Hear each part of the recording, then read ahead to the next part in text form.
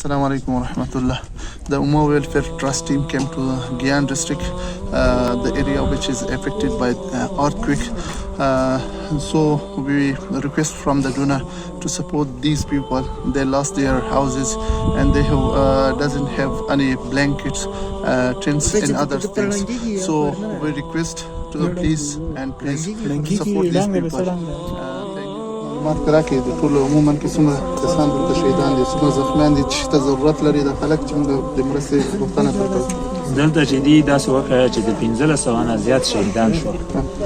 او 1500 نه زیات شهیدان دي او د 2000 نه زیات چې دي کنه د زخمیان دي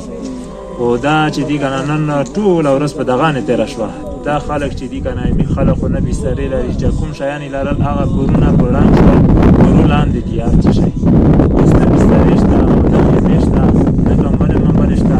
خلک ټول سره له ودرې دي جزاك الله ان شاء الله موږ هم غوښتنه کوو له مسلمانانو سره چې دغه خلکو سره مرسته وکړي جزاك الله خیر